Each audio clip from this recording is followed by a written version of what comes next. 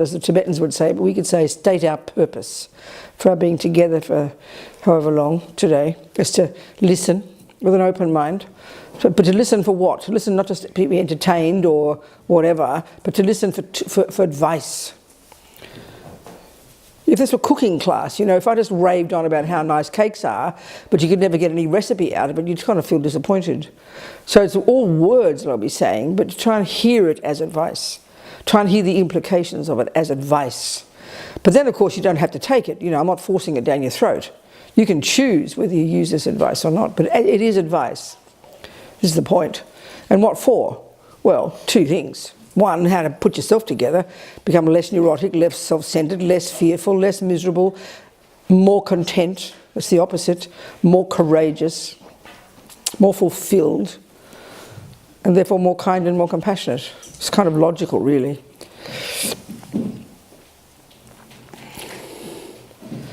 Or, you know, even forget long term. Forget the long term. The Buddha says we can rid the mind of all the rubbish and grow all the goodness. Forget that one even. But that we can change, that we're not set in stone. That's the thing to hear. So to listen to the advice with that in mind, to develop your own potential so you can help others. And our little prayer expresses that. Sangye charang zoke chognam la jangcho badu dagni kyab suchi dagi chönyen gipe sonam ki drola penchir sangye dropa shok sangye charang zoke chognam la jangcho badu dagni kyab suchi dagi chönyen gipe sonam ki drola penchir sangye dropa shok Sangye charang tsoke chognam la jangcho badu dagni kyab suchi dagi chönyen gipe sonam ki drola penchir sangye dropa shok. Go sungu pego ne chagselo ne shami trul churchin malubul tog mene sag dig tung tam che shag ke page wa namla jeirang korwa matong baduleg jugne drola chuki Kolo korwadang dag zhenge nam jang chub chen ponyo.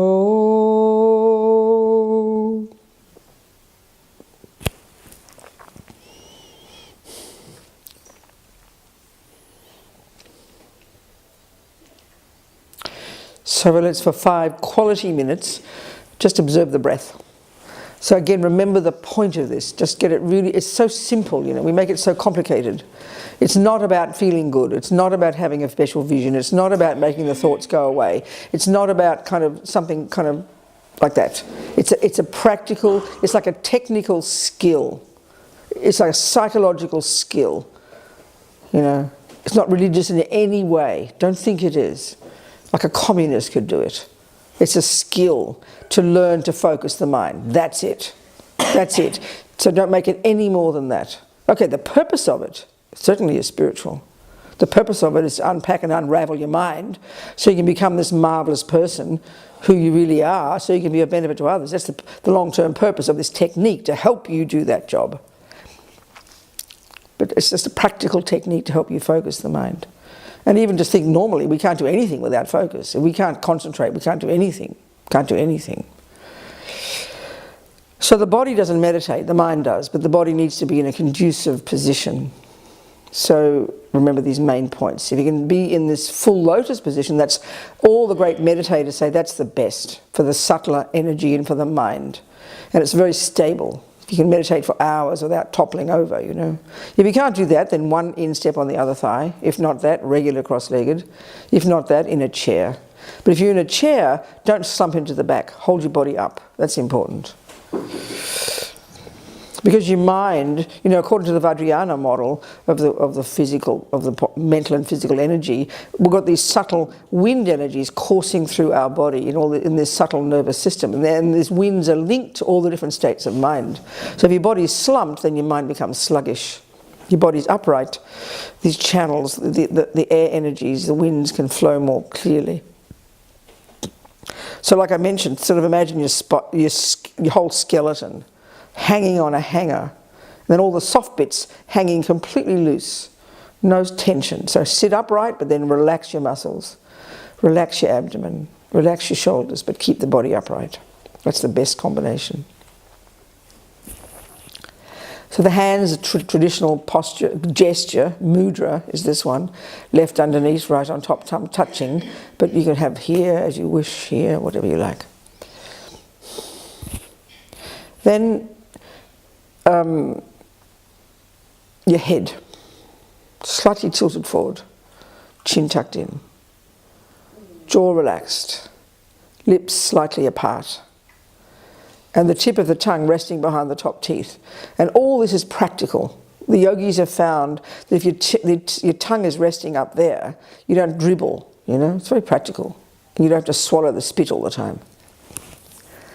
And then your eyes, finally, all the yogis would say, those who are seriously meditating all day when it's light, because the mind can easily become sluggish, if your eyes are closed, then it's good to have your eyes open. That assumes you've got good internal focus, and maybe most of us don't have it. So keep your eyes closed maybe, but having your eyes beneath your eyelids, looking down along your nose as if you're looking towards the ground. So settle into this position now, and then forget all about it.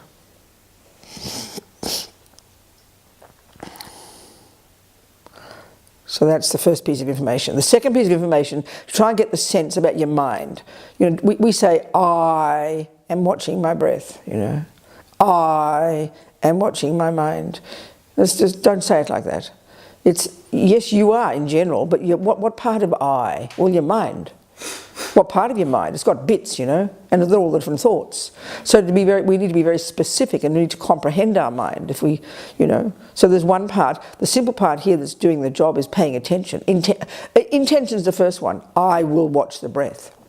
That's a thought. I will watch the breath. Then the part of you that watches the breath is called attention. You pay attention. Pay attention. So then the object of your attention is the sensation at your nostrils. You can have any others if you like, but that's the one we're doing here. So that's the simple job. You're paying attention to the breath at your nostrils. That's it. So naturally, millions of other things are happening. Internally, thoughts never ending, constantly going, raging on, underneath, all the time. And if there's more emotional stuff inside our heads, it's going to be to the surface, isn't it? And we can't stop it, so don't even try to stop it. That's not the point, It's like 100 people in the room all talking. You don't tell them to all shut up. You don't focus on them. You mind your own business. Let them talk. Who cares what your thoughts do? You're going to pay attention with determination and courage and strength and confidence. So you're kind of developing this inner strength to ignore the other thoughts, not rush off to them and have conversations and wander around, That's all. You're going to pay attention to the breath. So naturally the thoughts will be there. Sometimes your mind might become quiet. That's great. Don't get all excited. Just stay focused on the breath. But if the thoughts are all raging on, let them rage on. And you can't help but notice, but you don't, like out of the corner of your eye, you notice what's going on, but you're not paying attention to it. Like when you're on the road in the car, you've got to pay attention to exactly what's in front. But you are conscious, aren't you, of all the other cars around, behind, the different things, the signs everywhere. But your attention is right in front of you. It's like that here. So pay it with determination. I'm going to pay attention to my breath. Then one more piece. Think another part of your mind. It's called vigilance or alertness. Dalai Lama calls it the policeman. It's like another part of your mind. We can't experience it like that, but think of it like that. There's another part, watching like a hawk. The millisecond attention wanders off. Vigilance brings it back to the breath. Brings it back to the breath. So with determination for 5 quality minutes, which is a long time, pay attention to your breath. Breathe very relaxed, very natural, very deep, not forced, but nice, good, natural breaths. Pay attention to the sensation at your nose.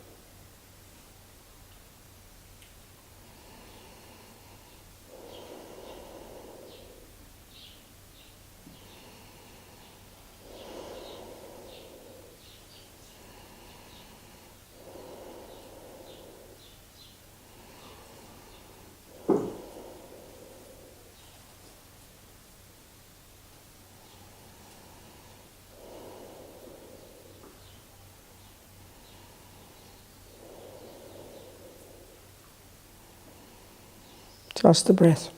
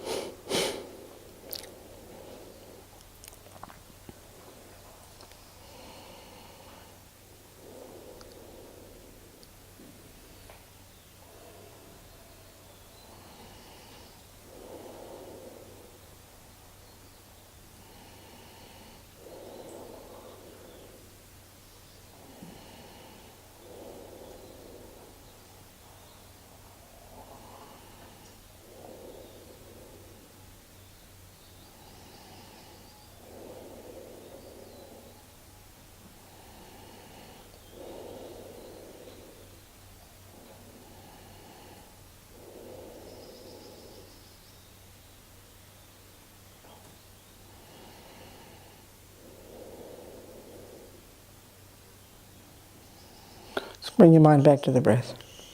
Keep the mind sharp, not spaced out.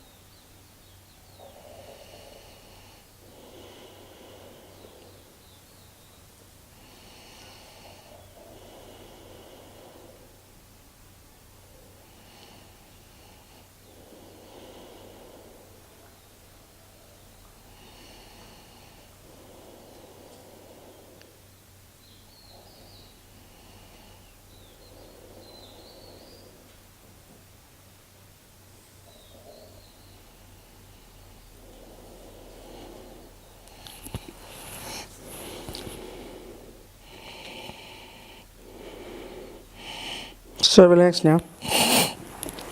Maybe that was about 5 minutes, I forget.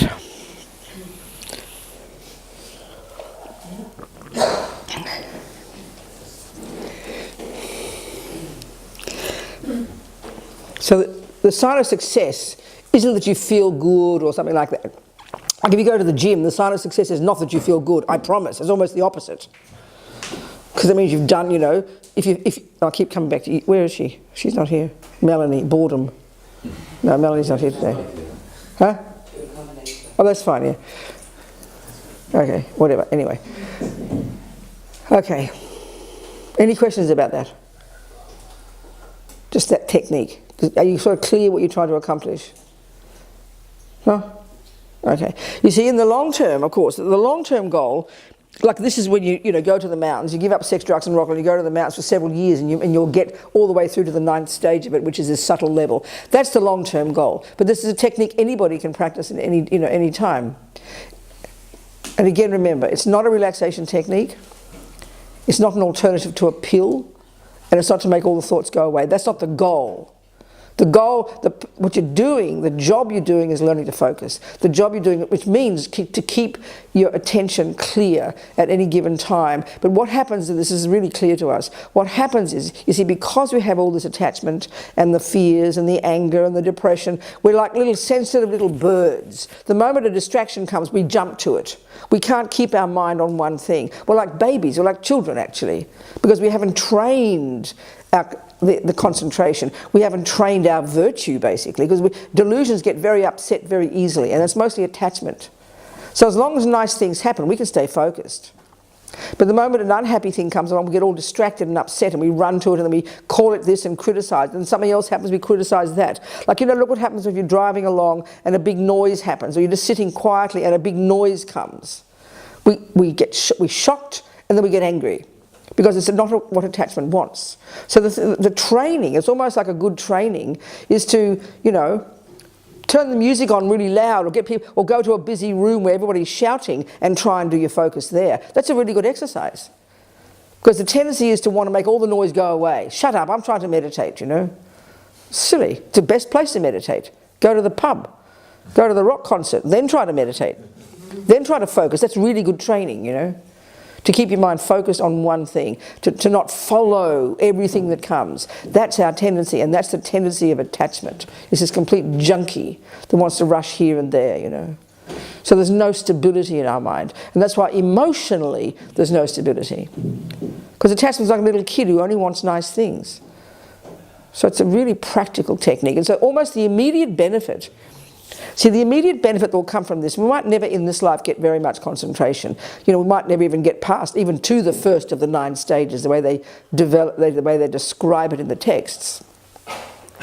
But the almost immediate benefit, it seems to me, because you're consciously for a few moments at the start of the day, let's say, deciding to focus on something, that means you're deciding not to follow every thought, mindlessly, which is how we do. When you can't get to sleep at night, 4 hours later, you can't remember one thought you've had, because when we're so immersed like this, aren't we? We're so totally immersed in all the drama in our head like this, we can't even hear the thoughts. The mind just runs rampant. That's how it is most of the time. No wonder we're exhausted. No wonder we're anxious. No wonder we're depressed.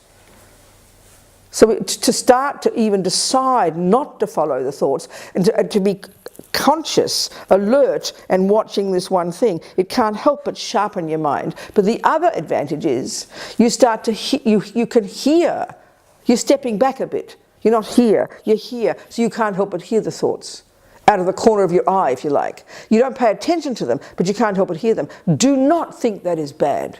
This is actually fantastic. Because why? Because they're the problem. And they're the ones you want to start to work with. So the commonest way people respond is, they say it even in the texts, that when you start to learn to focus, you think you're getting worse. You're not. You're just hearing what's already been there, but which we've never paid attention to. And this is a good sign. So when we understand in a very down-to-earth way the benefit of this, not expect to feel blissful, not expect some lovely feeling, not expect a vision, not expect the thoughts go away, not expect to relax, then we'll understand the purpose of it. It's to focus, but to help you see your mind, Because the thoughts are what you have to learn to unpack and unravel. It's a long-term job, there's no question. And you need courage to do this. Because attachment only wants the nice thing. So as soon as we start hearing our fears and our dramas, attachment gets very upset. Wants to make it all go away, you know. So we've got to be confronting it, listening to it with courage and clarity, because that's the work we have to do. In general, that's what being a Buddhist is. This way goes much more subtle than that, but essentially that's the job, from here to enlightenment. Not kidding. So it's really nice the way the Buddhists talk about the mind. It's good for us to hear this, I think. Again, it's so utterly different from how we talk. We think of it as the brain, and we think we need a microscope to look at it, and I'm not criticising that. I'm not complaining about that, but it's just not the Buddhist one, that's all. The Buddhist view is radically different. It's the actual internal cognitive process itself. Yes, of course it exists in dependence upon a brain, and indeed the rest of your body, but it's not itself the brain. That's the crucial point that the Buddhist approach says. It's the cognitive process itself.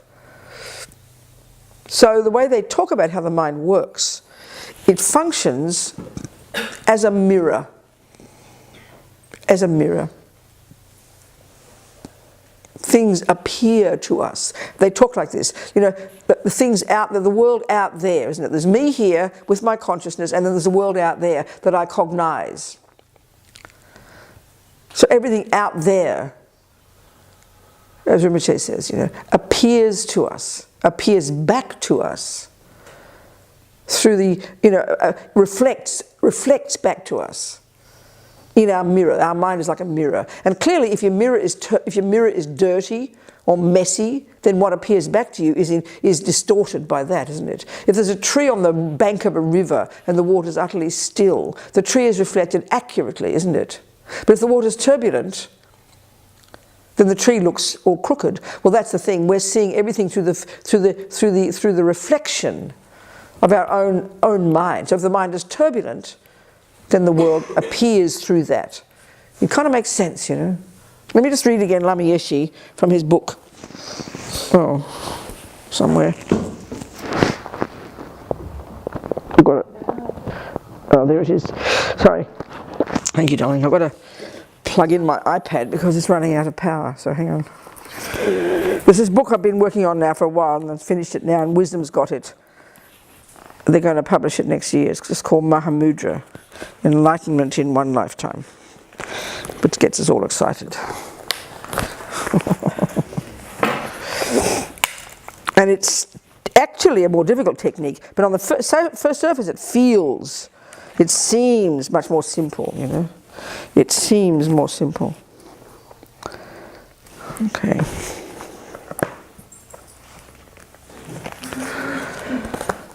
Right, I don't think I'll get this version in the computer, the latest version.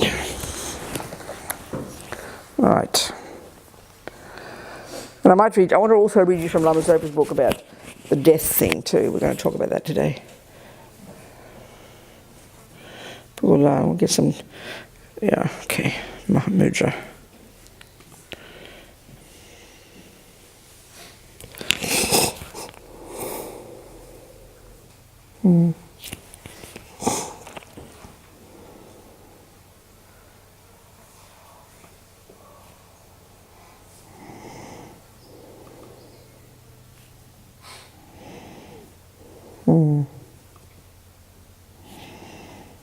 Okay.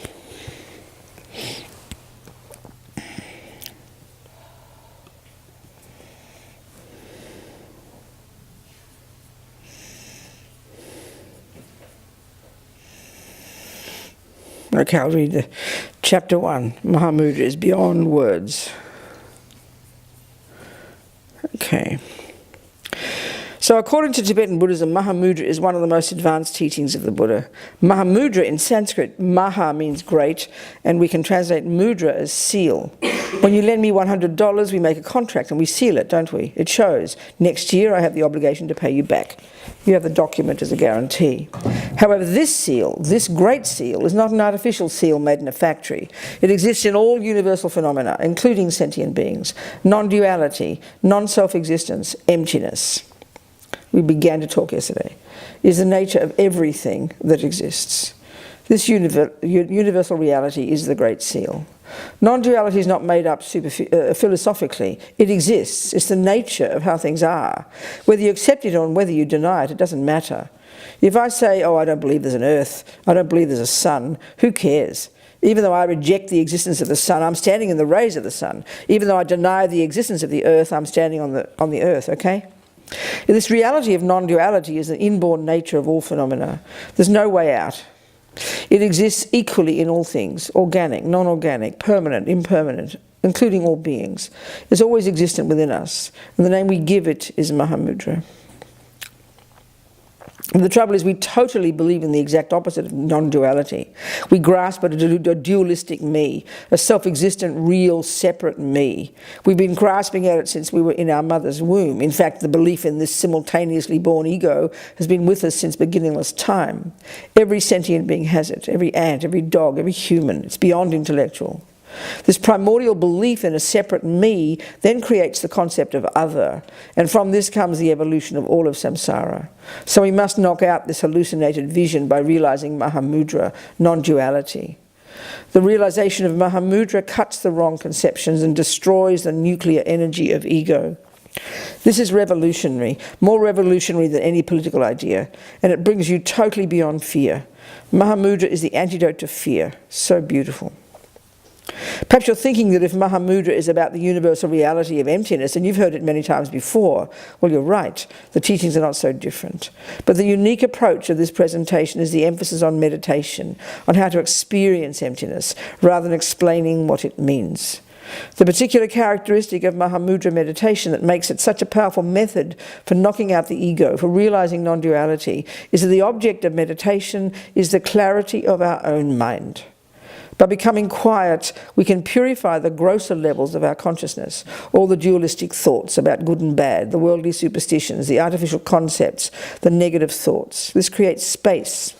And then we can cut the concepts about our imaginary self and eventually experience Maha Mudra.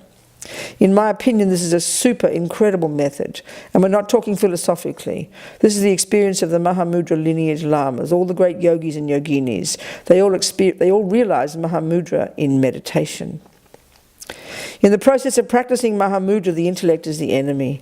Of course, you have to listen, you have to use your intellect, but when you practice Maha Mudra, you go beyond the intellect. You merely observe the thoughts and then let go. No intellect. With Maha Mudra meditation, there's no doctrine, no theology, no philosophy, no God, no Buddha. We go beyond name, beyond form and color, beyond the relative, beyond the self-image, beyond compassion. Then the real transformation comes. When the great yogis Milarepa and Lama Tsongkhapa went into retreat in the mountains, they didn't bring their books with them. They went beyond scripture, beyond ink, beyond Parker pens. This is spoken 30 years ago.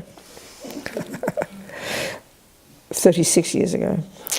From Lama Tsongkhapa's point of view, seeking the ego's projections cannot be done philosophically. You can't check intellectually. When I studied in the monastery, we read so much, memorizing and reciting and debating philosophical texts every day. But we have to understand, Buddha Maitreya said, that the relative Dharma, everything in the books, is like a bridge. A bridge is helpful for crossing a river. Once you've crossed it, it's goodbye bridge, isn't it? We have to touch the heart. Once you've experienced the fundamental nature of your own consciousness, it's goodbye to all the philosophical ideas. When you've reached beyond the bondage of the intellect and touched reality, you'll experience an explosion of knowledge. In this state, there is infinitely more space in your mind, and you can learn many things effortlessly. You will be amazed. Normally we are wrapped up tightly in all our superstitions. If they are released, you can touch an unbelievable dimension of reality. You might not be expecting it, but suddenly, without effort, you realize things. You know. This is possible, I tell you. It's not just some Tibetan religious fantasy. Milarepa is a good example. He didn't study any philosophy, but because of his Maha Mudra meditation, he developed incredible understanding about all aspects of reality. The intellectuals who studied for years and years would come to debate with him, and he always knew the answers. He blew their minds. They'd ask him, do you know Vinaya? This subject, which covers all the vows, is so sophisticated, so complicated. There's so much detail. And in the monastery we study and debate it for at least 4 years. No, said Milarepa, I don't know anything about Vinaya, non-Vinaya. If my mind is subdued, if I conquer my ego and touch universal reality, that's my Vinaya. In Tibetan, the Sanskrit Vinaya is dulwa, and it means to subdue the mind. His answer is super. When I was a boy, I really liked Milarepa. Reading about his life was so helpful. It gave me unbelievable inspiration. You too should read his life story. It will give you tremendous energy. I want you to understand that this Maha Mudra is beyond speech, beyond words. Using Buddhist terminology, we can say that Maha Mudra is beyond growing, it's beyond cessation. Maha Mudra is only experience. The moment I say words, you will interpret them in this way or that, and then it becomes a problem. So don't trust my words. They are the false words of my superstition. Buddhism thinks that way. No matter what words I say, they still come from my conceptions. You have to go beyond words. We say in Tibetan that Maha Mudra has no dimension, no distinct nature, no cause, no effect. Remember, when Shakyamuni Buddha deep, universal Maha Mudra experience to others. All right. Let's just talk about the mind, how it functions.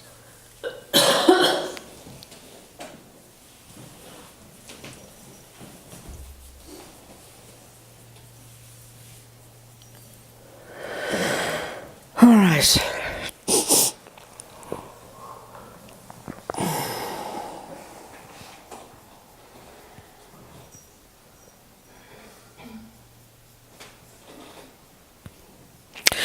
So what is the mind?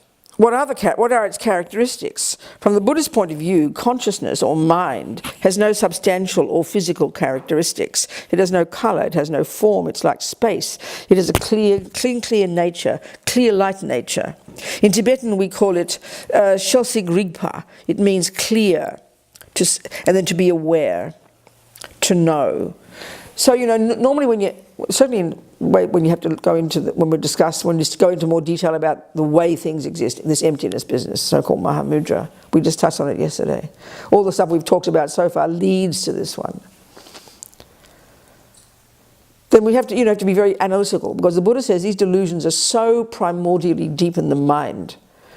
It's not a mystical process to make them all just go away. This Maha Mudra is one approach, but usually it's those who've studied for years and years who are the ones who are capable of doing Maha Mudra properly, to get the experience of all those words they've studied. So when you start to discuss something and analyse something, you've got to be clear, you've got to be on the same page. So you've got to define something, and then you have to explain what it is. So definition usually has two parts. So, if I say, what's a cup, mummy? Well, what's that, mummy? And she'll say, oh, darling, it's a cup. That's a glass. This flat-bottomed, clear container. That's the first part of the definition. It tells you its conventional characteristics. I can see that, but I want to know what it does. And this is something really important. It doesn't seem evident in the beginning to understand in order to really understand emptiness, how things exist. Yet the second part's crucial. What's its job? What does it do? What's its function? Well, sweetheart, it holds my water. Then you have to prove it. You don't believe what she tells you. And then you pour the water in and you'll see that it fulfills that function. So then you've established what it is conventionally, and now we can begin to discuss ultimately how it exists. So the mind, what's the mind? What is it? Well, the first part of the definition tells you its conventional characteristics, and that's conveyed just by this. They just tend to use the one word it's clear or it's luminous. This means the meaning there is it's not physical. It's clear, it's luminous. And the second part tells you its job. It's to cognize, or the verb to know, or the verb to be aware. These are all synonyms. So the job of the mind is to cognize. Well, the obvious question is, cognize what, mummy? Well, guess what, honey, says Buddha, that which exists. This is trip, this is thing. He's saying right now that the mind is full of rubbish, full of misconceptions that cause us to cognize things that don't exist, not to mention to not cognize what does exist. This is actually, everything in Buddhism can come to this one. Emptiness is all about this one. They call it the wisdom teachings.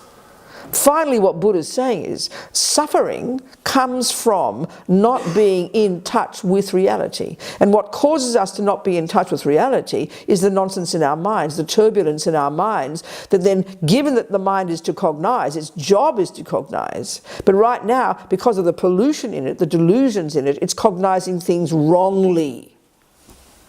So not only do we not see how things are, we see things wrongly. It's like double trouble.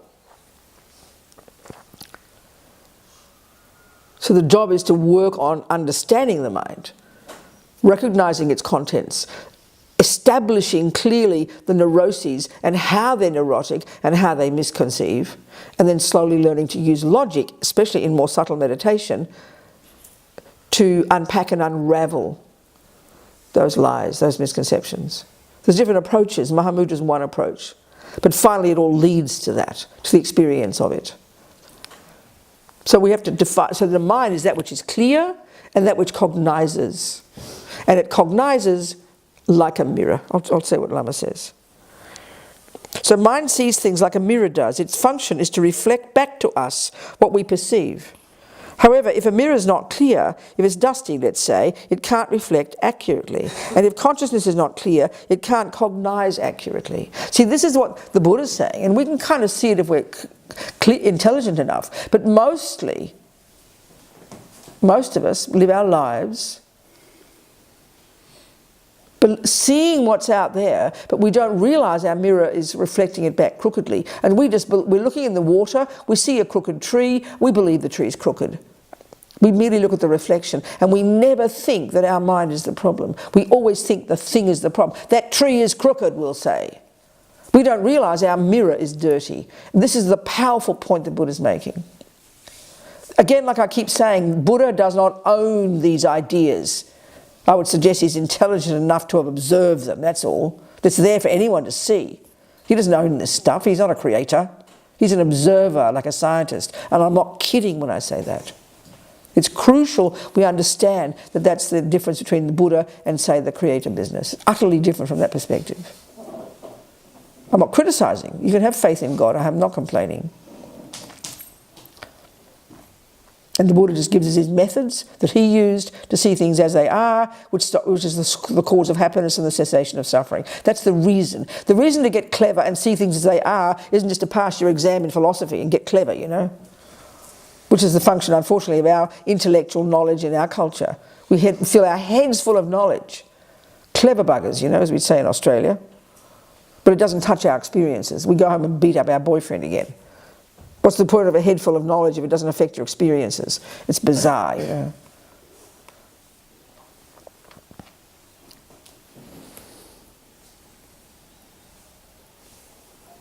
So relatively there is negativity, but it can be in the mind. There is the neurotic states of mind that distort things and causes pain. But it can be removed. This is again the incredible point. Ultimately, the mind, it possesses the characteristic of non-duality. There's no discussion about whether it's pure or not. It's absolutely pure. There's no trace of ego nature. In other words, ultimately, the essential nature of mind, of thought, of consciousness is purity. In that sense, purity meaning not deluded. And the virtues and wisdom have this characteristic of clarity and purity, and they can be perfected. This is Buddha's whole deal, you know. All the techniques in Buddhism lead to this one. So Buddha uses the example of tarnished gold. The tarnish is not in the character of the gold, is it? So it can be removed. It's the same with the mind. Negativity is there, but it's not in the nature of mind, and thus can be removed. And this is the one that really is not evident to us. Because the habits we have, and Buddha says we get born with them, we come into this conception, the time of a mother's time of conception, programmed with all this stuff, you know? And it's deeply instinctive. We know this. No one has to teach us this instinctive stuff. That's why we think it's definitely at the core of our being. So to hear the Buddha's view, even as an idea that it's not at the core of our being, is very encouraging. It's worth looking into, you know? Because we believe it is. When we're so deeply depressed we can't see past our own nose, we believe 1,000,000,000% this is who we are. That's why we kill ourselves.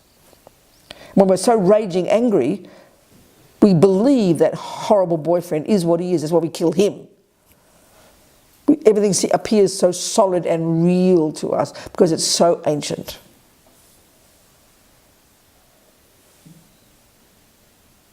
So to hear the Buddha's view, I find very encouraging.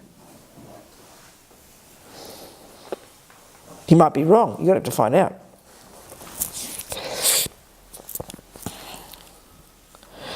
So the particular characteristic of Maha Mudra meditation that makes it such a powerful method for knocking the ego out is that the object of meditation is our own mind, our own consciousness. Remember, normally, anyway, yeah. So, I think for Lama Tsongkhapa this is a very sensitive, direct approach that easily eliminates the superstitions and confusion. There are many synonyms for the word delusion or negative state of mind. Many that are traditional in Buddhist psychology, but Lama Yeshe makes up his own. I mean, he uses about 18 different terms.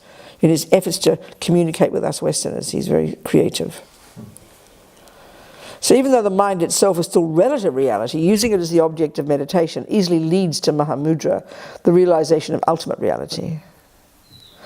So our life is controlled by the mind. We can see this. When the desire arises to go to the beach, the thought of desire takes us to the beach. Maybe you're tired of Western society, you want an easy life, no responsibilities, so you think, oh, I'll go to India. Paros. This thought takes you to Paros. Our grasping mind leads us wherever we go. Remember, the great yogi Shantideva said that our deluded mind is like a mad elephant, completely out of control. So we need to control the mind, not have delusions control us. This modern world is so complicated. In our daily life there's so much intellectualizing. We create all the thoughts of good, bad, all the superstitions, all the artificial concepts. We build things up tremendously. We overestimate everything, or we underestimate. We are never balanced. These are the hindrances that prevent us from touching our deepest human nature, from touching reality, our potential for eternal peace. And they mean this really sincerely. They don't mean like heaven. They're not talking like that. They're talking your own mind.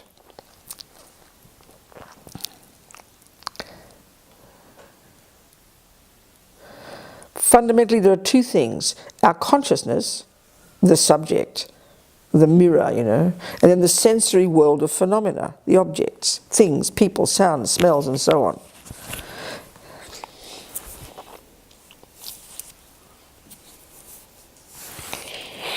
As I mentioned, the great yogi Tsongkhapa says that when we contemplate the consciousness, the subject, this is helping me edit things, thank you. I have to tell the editor wisdom. Thank you. When I read it out, you can sort of hear it better, So I'm always very curious. So we should not follow any objects such as blah, blah, blah. Okay, I think this is very sensible, very logical. Normally we are distracted by the objects of our five senses, aren't we? Most of the time, the arising of our superstitions, our dualistic conceptions, is linked to the sensory objects, including sentient beings. Our five senses are the doorway to the superstitions, to the ego. They are set up to activate delusions. The moment we open our sense perceptions to the world, the reflections come. And then we conceptualize, categorize this, that, this, that. This is the problem. Normally we are always busy observing a person, let's say, and putting our own projections onto them. We never observe our mind's view of the person, the thoughts about the person. As soon as the reflection of you comes into my mind and I start thinking you are this and you are that, my mind becomes disturbed like a tornado. We need to throw out this habit.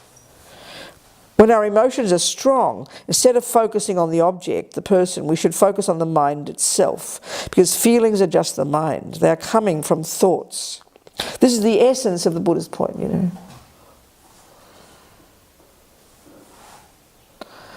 Because of habit, because of attachment, because of habit, and because we are sensory, then we receive the entire world through the doorway of our senses. So naturally we are then captivated by, focus on the object of our own cognition. And here all Buddha is saying is reverse the process. Let's start observing the cognition itself, the thoughts themselves. And that's what is so difficult. Like I said, we don't notice the thoughts when they're quiet. It's only when I get angry with panos. The anger is there. And what I'm observing is I'm painting a crystal clear picture of ugly panos.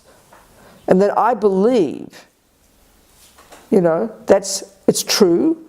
I believe, okay, I know I'm angry. But the anger is caused by Panos, and I'm a victim of it, and he caused it. And then when you ask me about, tell me about your anger, I'll give a detailed description of the object of my anger. I'll describe ugly Panos. We know this, we spend our lives doing this. And then not only do we not realize it's a story my anger made up, not only do we not realize that, we actually believe that he is that object. This is the worst part. Bad enough, as Lama Zopa says, that we reflect back to ourselves this picture. But the worst thing is we believe it's true. And that's the fundamentalism of ego. The stronger you've got this ego grasping, the more fundamentalist you are, the more narrow-minded, the more literally, there's no way a person with a really deluded mind can ever begin to comprehend that they could look at their mind and change it. This is like an insane joke. This is the depth of suffering of samsara, the Buddha is saying. And that's why it's such an intensely hard job to do. We believe in what we see. We believe. And this is where the difficulty is to distinguish between the facts and the fictions. The delusions are fictions that distort the facts. The fact might be, he did look at the other, he cheated on me. That could be a provable fact. That's not the discussion here. It's our interpretation of that fact. That's the thing we have to look at. And to see how, because of attachment, because of anger, because of jealousy, which are my thoughts, then it appears to me as this and that. That's the job. And that's the hard job. So as Lama Zopa says, we've got to stop believing in our karmic appearances. Because the deeper picture in Buddhism is even the answer to why, in the first place, he even cheated on me. And that's the karmic one. That's the long-term picture. It answers the question, why? Which we all have. Why is this happening to me? And what's interesting in the West, because we assert that each of us began in our mother's womb, then when we look at why Panos cheated on me and we write a story about it, we then do an analysis of Panos's past. Why does he cheat on people? Well, that's fine for Panos. That's explaining why Panos cheated. It does not answer the question why he cheated on me. Do you see my point? It doesn't answer why me. And that's our main question. We have it. It's so perfect. Why me, we say. And explaining why he cheats is thanks. It's helping to understand Panos. Bugger that. Doesn't help understand why it happens to me. Buddha happens to have the view of karma, which explains that. So that makes it even more profound if we're trying to really practice, you know.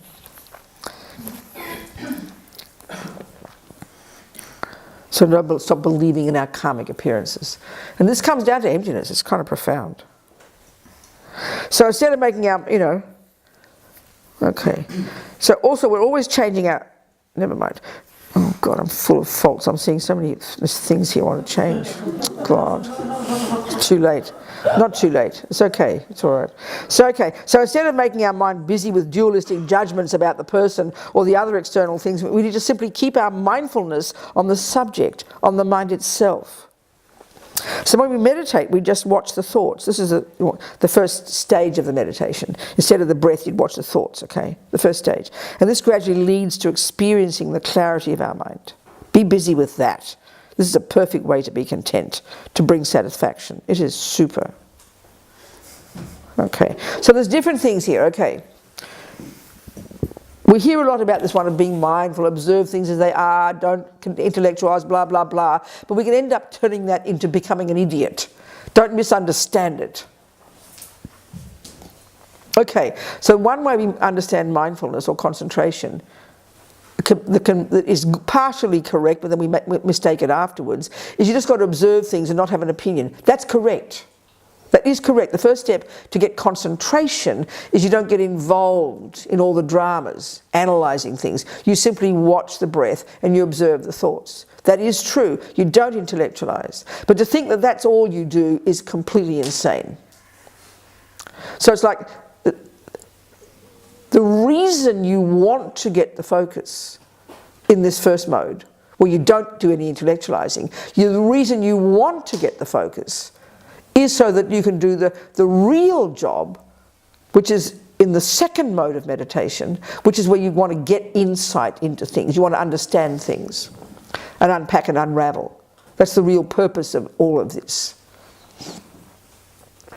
So it's a bit like the analogy would be, you know, there's a whole bunch of, there's a chaos out there, all the overgrown green stuff in your garden.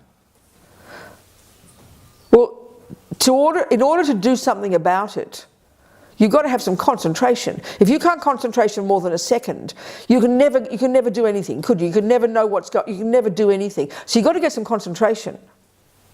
Now, to think that that's all you need, that's like thinking, you know, you now have, like I mentioned, I think before, you've got perfect concentration. You can see everything in the garden. You can even replicate it in a drawing. You can see it so clearly. Are you with me so far? That's concentration. But what good is it if you're merely observing, but you don't know how to call anything? What's the purpose of looking at the garden? It's so that you can now learn botany and know how to distinguish. That's when you now use intellectual clarity to distinguish what's there. Can you hear this point or not? Please say you can't if you can't. Just to think that to be mindful is enough is you become an idiot. You'll simply observe, you know, you're fully concentrated on the freeway. And a car's about to come in front of you, and I'm observing the car come in front of me. Do you get my point? You better make some bloody decisions, okay? You better now start using your intellect. Don't lose your concentration, but you can better start making intelligent decisions about some action. Can you get that? The same with the garden. Looking at the garden from now till the cows come home, it won't help you. But now you've got to imbue that clarity with intelligence, and that's called learning botany. Now you can go, oh, look, there's a herb and there's a weed. I didn't distinguish them before. And now that demands your action, which implies you have to know what a weed means and what a herb means. Well, normally in the beginning, the herb is the thing you want to nourish, the virtues, and the weed is the thing you want to pull out. So you have to have action eventually on the basis of that mindfulness. Can you hear me? Yes. Yeah. So if Panos hits me... What? If Panos hits me... Yeah. I react. My anger is... I don't know. Just say it through. Think through the process. Based on what I'm saying, try and use that example. I take action on my anger towards him. Okay. I've noticed. Okay, I understand. Okay. Keep going. Just try and go through that scenario. But you see, it all depends, honey. Is this the first time you've ever worked on your mind? Are you an expert at this? Because it depends on how you respond. It's a continuous thing. So you're working on this all the time. You're working on this all the time. You're a bit familiar with your mind. You know you've got anger. You know it over-exaggerates. I put the karma part aside. Forget karma for now. Okay, that's fine. So then... He hit me. So he hits you. Well, first, surely if he does actually hit you, and there's physical danger, unless you're a highly evolved being, I'd suggest your first thing is to find a way to protect yourself. I mean, be reasonable. Yes. Yeah. So the point is this: if you were trained in not being angry, if you'd done lots of inner work, you really know your anger, you understand your attachment, what you'd end up having is more clarity and less drama. So then you'd be more intelligent and know how to respond. So if you're not very good at driving, and you're on the freeway and a car comes in front, if you're really not very good at driving, you don't have any tools, do you? You don't know how to deal with it. So you can have a panic attack, right? Well, if you've got lots of tools under your belt, then you've got more clarity, you won't lose the plot, and you're more likely to find a solution. Same here. So it's incremental, it's practice. So the more anger you've got, the more attachment, then the more, when he punches you, you'll completely lose the plot. Freak out, scream, cry, try to punch him back, then he'll punch you more before you know it, you're dead. I mean, you get my point. So the more we work on our delusions, the more clarity we've got, the more likely we are to be able to deal with a dramatic situation. That's wisdom. That's what comes from working on your mind. More clarity. You won't lose the plot on the freeway. You won't lose the plot so much when he punches you, and you'll be able to do an intelligent thing to either punch him back and subdue him out of kindness, or get the hell out of the way, baby. You understand? Because normally what happens is if we haven't worked on our mind, it's just panic attack. Scream, yell, shout, how dare you punch me? You know, like that. Panic and drama. From getting angry or getting away, you confront it. What, darling? Instead of running away or punching him back, you want to confront... No, get the hell out of the way, be sensible, come on. No, there's no principle out you've got to stay there. If he's punching you, get the hell out of his way as quickly as you can if he's gone out of his brain. Be reasonable. Yeah. It's not a question of staying there and dealing with it. That's silly. Are you kind of hearing my point? According to the situation, you respond. So if you've got enough skill... So just a heated argument with somebody, Yeah. with your partner. That's right. Do you move away from it intelligently? That's according to your... At the time, there's no set rule. It's up to what you... Based on the work you've done internally, how much wisdom you have, how much clarity you have, therefore how much emotion's involved, is the decision you make. Maybe the right... You might notice, the right thing to do is just be quiet. Then you might even recognise, I'm really sorry, darling, it's my mistake. Because you're seeing he's getting out of control, you realise there's so many variations to that answer. It's according to your wisdom, your capability, according to how much work you've done internally. Are you really seeing my point? The general principle is the knowing that... I get it, I understand everything, but I'm trying to put it into... I know, exactly. And that depends on the situation. And one situation you might very strongly... it might be the right thing to say, excuse me, you do that one more time, I'm leaving you, Panos. You might have enough wisdom to do that. That might be the perfect answer.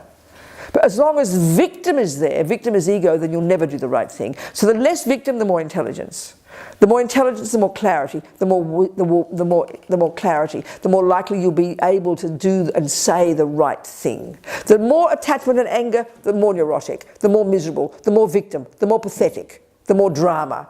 That's the general idea. So it's like learning to do anything. It's not just once you do it. You can get, you study music for 50 years, you'll do the simplest thing perfectly. You've got to keep practicing. But the fundamental is to understand the neurosis, the way they function. Yeah, and the more you practice on your cushion every day, watching your mind while you're driving, doing it every day, that equips you when the drama comes that night. And every day you'll deal with it better. And eventually, honey, when we're really practicing, you won't ever need to get to the point where there ever even will be an argument. And that sounds pretty shocking in our minds. We assume you've got to work through these dramas together and then kiss and make up, But if you're really working on your mind, you would never need to have a fight. That's really true, because you're working on your mind. And if he's not working on his mind, you'll accept that. Like, my friend with her alcoholic husband. So it doesn't negate the fact that what he did was wrong? No, of course not. No, nothing to do with that. He might absolutely be wrong. He's wrong. That's right, of course, very clear he's wrong. Yeah, okay. But seeing that with intelligence and seeing it through anger, that's where your ability to understand it. So if you've got the bigger picture and you realise, you love him really and it's worth it being there together, and you might just say, therefore you might say one more time and I'm gone, baby. So you might know it's worth being in that relationship. So you're prepared to deal with things. But part of the problem, just discussing yesterday with somebody, I forgot, it doesn't matter who, but this is part of our problem, because we're not dealing with our minds and we get into a job or a relationship, then we get so caught up in the misery and the fears and the dramas, we don't even think we should be making a choice about whether we should even be there. But that's the very first one. So if you've got this relationship with somebody or a job, you've got to first decide, is it worth it? And if you decide it is worth it, then you are prepared to work with a shitty boss, because you know there are some advantages to the job. But we just get stuck like a kid, then start moaning and complaining, and 50 years later you're still moaning. That's the nightmare. We've got to be accountable. And if you decide the job is not worth it, bye boss, I'm off. I can't handle it. You don't blame the boss. We've got to be in charge of our decisions. That's the point I'm saying. But we mostly... And on the other hand, you can deal with the boss's problems. Then once you've decided it's worthwhile, then you have caused yourself to be in charge of the situation rather than a victim of it. Then you'll work on you. Then you'll know it's your practice. It's good for you. This boss is good for me. You mightn't say it to him, but it's good for your patience, good for your humility, good for your inner strength. You've got to decide it, though. Mostly we never make a decision, so we just become like victims, like moths to a flame, But the default mode, if I understood right, what you said before, is that if she's looking at her mind, is first of all she's checking, when he hits her, she's checking what's wrong with her. If she's got this mirror in front of her, first of all she's checking what's wrong with... He's not to blame at all, as a default. first of all, she's checking her mind. She's recognizing, she's still recognizing morally it's not appropriate that he punch her. But if she's not being a victim, she will, she'll be shocked, no doubt, if he hits her, if he's her partner. And then she's going to have to find the wisdom inside herself, based on what work she's done, to know how to respond. The next thing is what she's going to do. That's the key thing. So that's based on whatever wisdom she's got. And if he is your partner, and again, if he's done it 50 times before, it implies you haven't done much inner work, because you keep allowing him to punch you all the time. There's a lot of work to be done here. That's why you can't just say one example. It depends on how much work you've done. And is this the first time? Is it the 50th time? In general, the point about this job is, Paros is one person doing his trip, and we are another doing our trip. And our main business is ours. And that's our inner work day to day. It takes me back to the suffering that you spoke in the 10 minutes ago about. Because you mentioned about people that will never be able to see. That our minds. Yes. That's right. It's always your fault. And that's always looking on the outside. Basic things that it's that's right. funny, that that's right. And I actually can observe this in certain people, but I'm asking myself if they justified it to themselves, that I am to be blamed because we didn't go to the beach. I'm taking a really very simple example. The simplest. Yeah. If they justify it to themselves, are they suffering? So I'm a bit confused. Yes. I'm confused what you're saying. Justify it to yourself. What are you saying? The suffering is coming when you don't get the wisdom. The more attachment, the more neediness, the more little girl wants this, wants that, the more anger, the more jealous, the more resentful, the more suffering. The less attachment, less anger, less jealousy, less depression, more wisdom, more clarity, less suffering. That's the general point. This I understand. Okay, good. Then keep moving. But the job is to see it in yourself, and then you can see it in others, and then you can have compassion for others. Robina? Yeah. Wouldn't be the same process if someone comes close to us, not just to hit us, but even to... Hey, listen. Go on, Ron. To like us, to kiss us. Same, exactly the same. Because I've got this gigantic neediness to be loved, and Paros comes along, oh, I love you, Robina. Attachment will go berserk and we'll faint with bliss. And then it's just as much a problem as the anger. We don't notice it's as much a problem in the beginning, because the more I then believe he's the cause of all my happiness, it's like I'm blaming him for making me happy. So I become like a little vampire, getting him to say he loves me again, and then again, Pano, and then again, Pano, please say it again, and he's told me for 57 years he loves me, and I still go, oh, more please. We're like these bottomless pits. So it raises you. The intelligent, wise way, the less neurotic way to take it, is to delight and to recognize something in yourself. This is marvelous, and rejoice in your goodness, not be like a little vampire grasping at the words again. Oh, say it again, darling. You understand? That's what attachment is. Like, got to keep putting the cigarette in the mouth, keep putting the food in the mouth, keep getting the kind words in the ear, but you never use it to nourish yourself. So use it to nourish yourself. Well, that's wonderful. Panos thinks I'm a nice person. Wow, that's great. There's an intelligent way to use it that nourishes you to become a better person. Are we communicating here? The bottom line about ego and these delusions is, you're a victim. You don't think you are anything internally, so we're always clinging for something out there, and then we get upset when it doesn't come. That's attachment and anger. Like schizophrenic. Lama Yeshe often says we're schizophrenic. It's not kidding. Are we communicating? And of course it's the spectrum, Okay. That'll do for now. Was this a sign? Uh-huh. Was this a sign? What? Sign. What's he saying? I asked if was this a sign? A sign. A sign? No, sign. Just because you asked it yesterday about. Oh, was it a sign? Oh, I didn't hear the sigh then. No, from you. Oh, for me, was it? Yeah. Oh. I don't know what happened. So, yeah, this mind of ours. The thing that I really did when I first, the first years of my trying to do this stuff, being overwhelmed by so it's a kind of it's a mixture, because on the one hand let's say you like it, you decide, okay, I like these Buddhist ideas, I'm going to try and use them. You start to recognize you've got this ridiculous mind. You start to hear all the rubbish delusions that have always been there, but now you start to own them. So naturally the first response is, and this is the commonest one, you think you're getting worse, And then because we have this guilty kind of moralistic, ego has this guilty moralistic approach, oh, I'm a bad person. And we can get very, so I can even, people who've been practicing for 30 years, oh, I'm still depressed, or I still get angry. So that's a big mistake. One of the first things is, you've got to see your mind, you're happy to see your mind, you've got to see your mind, but then you've got to be happy that you see your mind. But what we say is, oh, I see my mind, I'm angry, I'm a bad person. That's the big mistake. Because that's why I found it so powerful, I still do, to listen to, let's say Lama Yeshe, my teacher, other meditators, other yogis, other people who've accomplished this, talk about, or even to think about myself, the character of the mind for Buddhism. This idea that it's a mirror, this idea that it's in its nature pure, this idea that all the virtues and intelligence are actually the true nature of my mind, this idea that the neuroses are, as they say it in Buddhist psychology, adventitious, which means that they're not at the core of our being. This is intellectually even very compelling, very encouraging. It's a bit like, you've got this huge scar on your arm or something. And you hate it, it's horrible, you don't like it, so you want to cover it up. But then one day you realise that with a little bit of work every day, you can lessen it. And then you're suddenly excited about it. You don't mind now, because you realise it can go. So you don't mind observing it. There's a big difference, isn't it? Seeing it's permanent and it'll never change, or to realise it is impermanent and it will change, then it's very encouraging.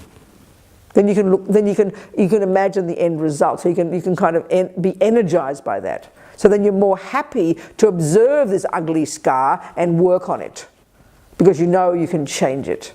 It's a very simple talk, because the way ego works is we are addicted to our own misery. This is the trouble. And when we understand that the function of attachment and anger and all these unhappy states of mind, one of the key ways they misconceive things is they exaggerate. They exaggerate. So naturally, aversion in our own mind, which is called guilt, exaggerates our badness. That's the commonest thing everybody does. It's the commonest one, We exaggerate our own bad qualities. We all know, even when you're younger, you look at photos, I look at photos of myself when I was younger, I look quite cute. Do you understand? I didn't think I was cute. I thought I was the ugliest thing since God knows what. Truly, genuinely, from the depth of our hearts. Is that not common feeling? Yes. It's very interesting. I just saw in the New York Times some photographer. She had a two-sided mirror, and she had these young girls look at themselves in the mirror, and she took pictures of them. It looked quite tragic, actually, because they were looking in a mirror at themselves, and she had the photos of them. So it's not you trying to pose for a picture and look cute. You can almost see the self-loathing in their faces, because when you look at yourself, you don't think you're beautiful. You understand? It's so fascinating, and that's why we have these really distorted images of ourselves, like if you're anorexic or bulimic.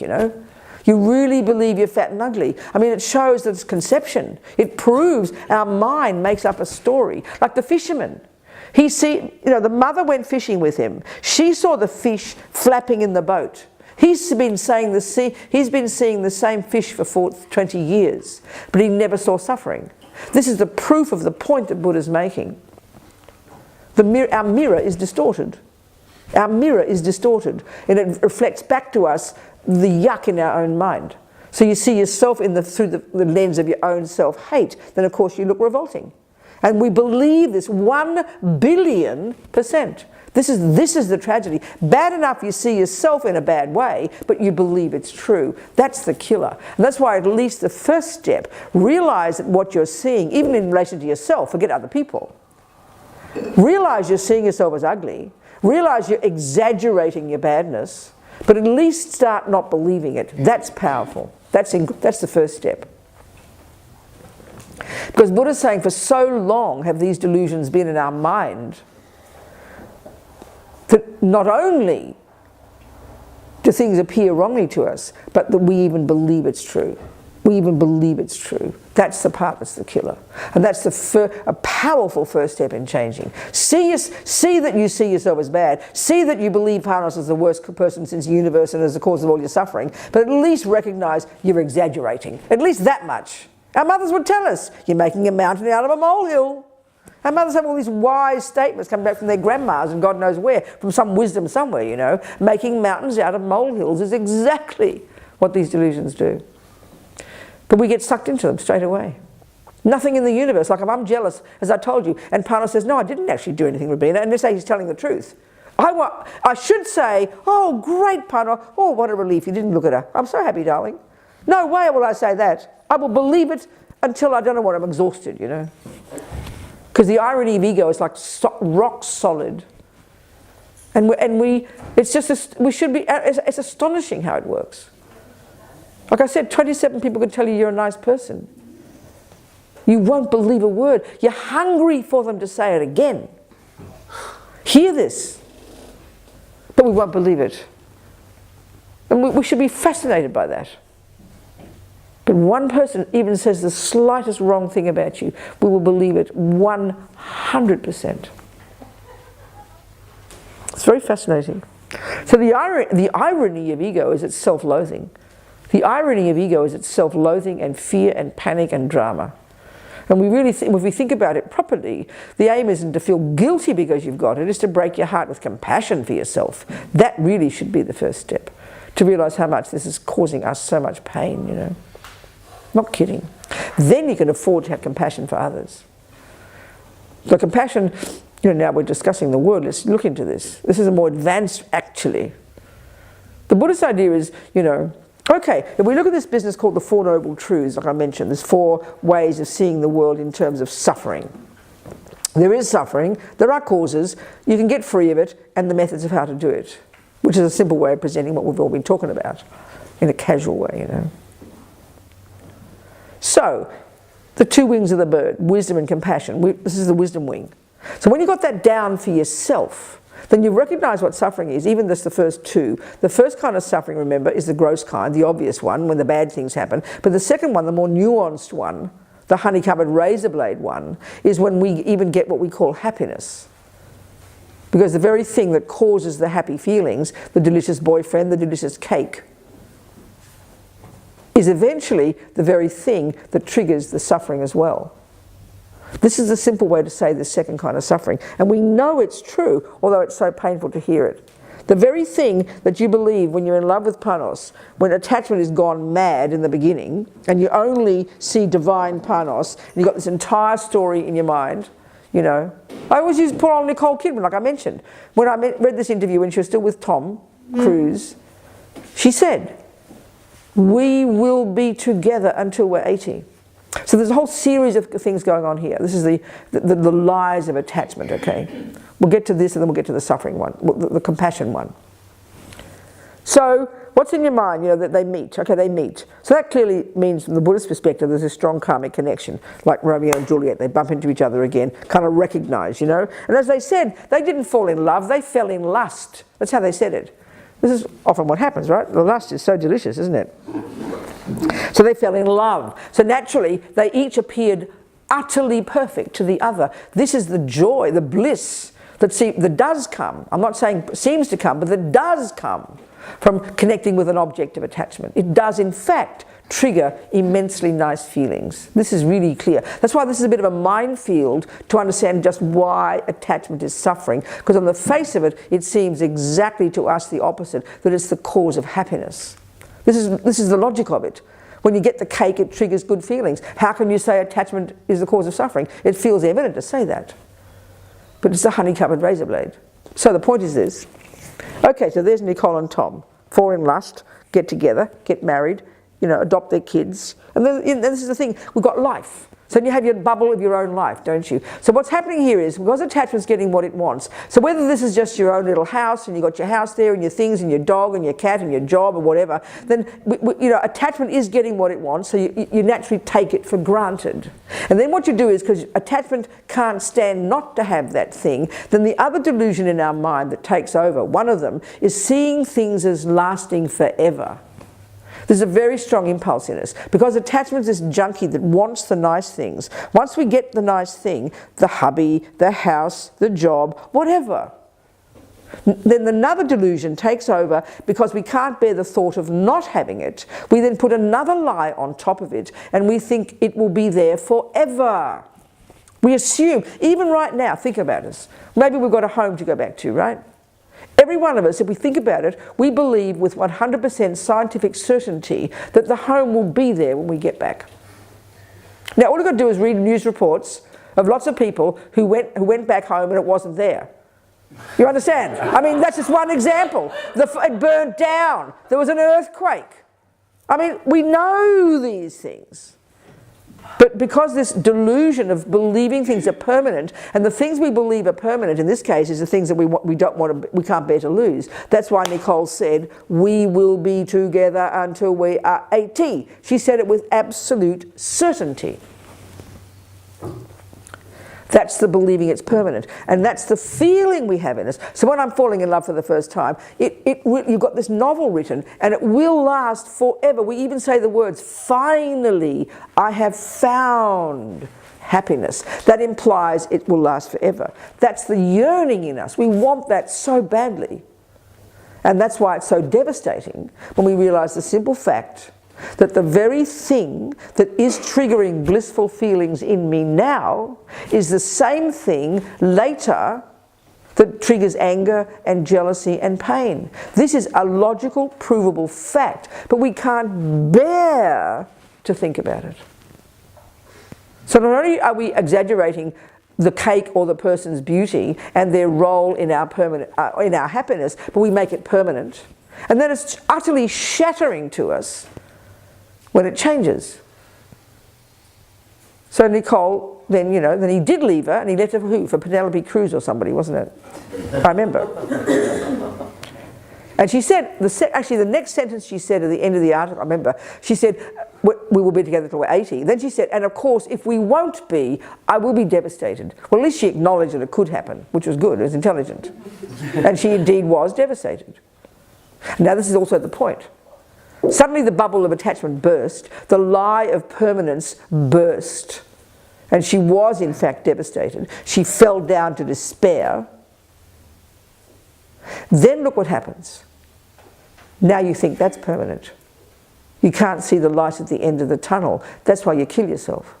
So our grasping at things as the state, whatever the status quo is, this delusion of seeing things as unchanging is really massive. So when it's divine, you don't think it's ever going to change, and when it's despairing and terrible, you can't imagine it's going to change either. They're two separate delusions. Are we communicating here? Yes. This is all stuff constantly working away at us. So this is our trouble, because we believe Tom is the cause. She believed that Tom, let's say Tom, me, Panos, whatever, that I believe that he is the cause of my happiness. So when he leaves me, he now, of course, is the cause of my suffering. But no, Buddha says, the cause of your suffering is because you had this over-exaggerated story about Tom, and second, because you believed it was permanent. So the belief it's permanent and the belief in the exaggeration of his deliciousness, they're the cause of your suffering. But while she believed it's permanent, huh? Why she believed it's permanent? Because we can't bear the thought. Let me just finish the sentence. While she believed it's permanent, she enjoyed the relationship more than if she would at that time believe that it's not permanent. No, that's the interesting point. Let me give an example. That's my... I know, exactly, we think that, Uzi. But let's look at this, let's look at this. Let's say you go on a weekend holiday. Okay, look, you don't live in Paros? Do you live in Paros? Part of the year. Oh, you do, okay. Okay, well, let's say, you go away, you go away on a holiday, right? Even for a weekend. Now, you know it's impermanent. You know you're going to leave on Sunday. But because of that, you make the most of it. Because it will change, every day, you get, okay. I'll use this example. One time when I was living in California, and it was in the winter, and it's in all the big redwoods, and it's a lot of cold, and these big trees hiding the sky and everything. I wanted the sky, So someone gave me a holiday in Puerto Rico, which is a cute little island. It was sunny and gorgeous, and it's like, like the variation of Paros, whatever. But prettier, I think. I don't know, I found, I don't want to insult Greece. I'm not insulting anybody. Come on, shut up, Robina. So, okay, the point I'm getting at is this. It's just a little analogy. I had 9 weeks. I was going to do an editing retreat, and it was on the beach. And it was 9 weeks. So it was delicious. But the point is this, Uzi. 9 days, 9 weeks. 9 weeks. It was 9 weeks. I had 9 weeks to edit a book. So I was looking forward to this sunny, you know, Puerto Rico, I was on, someone gave me a little, in this pink resort with a pink, and 1 minute away was the beach. For me it was heaven, right? In speaking ordinary terms. So the fact is, because I only had 9 weeks, I didn't waste a single moment. So you can imagine if I forgot that it was impermanent, and then I'd start getting all attached to all the things, I'd get angry with the next door neighbour and I'd sue him for the loud music. But as soon as I realised, Robina, relax, it's going to be over in 9 weeks, don't worry about it. When you realise things are impermanent, you actually enjoy it more because you know it is changing. Whereas if you cling to it as something that will never change, it in reality is changing, so it becomes a nightmare. So in fact, it's nonsense because everything is changing. That's one of the most fundamental teachings Buddha comes up with, which is evident to anybody with half a brain, that things are dynamic and changing. Things grow, things get old, things break, things change. But we can't stand it when we have attachment to things. So what these fantasies we impose. And in reality, so initially when you think, oh, well, if Tom could leave me today, why bother? That's our first feeling, isn't it? What's the point of worrying about it? No, that's not the thing. Given that Tom could leave you today, given that Tom could die today, you in fact make the most of it. You don't want to waste it. So then every day I woke up, if you know, I think, oh, I'd look at the calendar, 7 weeks, 6 weeks, I'd get nervous and I'd want to not waste the time. I'd go to the beach, I'd go here, I'd go to the restaurant, because you didn't want to waste the opportunity because you knew it was changing. So in fact it's the opposite. You get my point? You make the most of it every day. That's the really, and so here talking about impermanence and talking about death, you know, which we'll say a bit more, maybe it's tea break yet. Then really when you start thinking of your life, 11, yeah, it's tea break. Okay, we'll stop there. We'll talk about, go and have your tea break. We'll talk about death in a minute.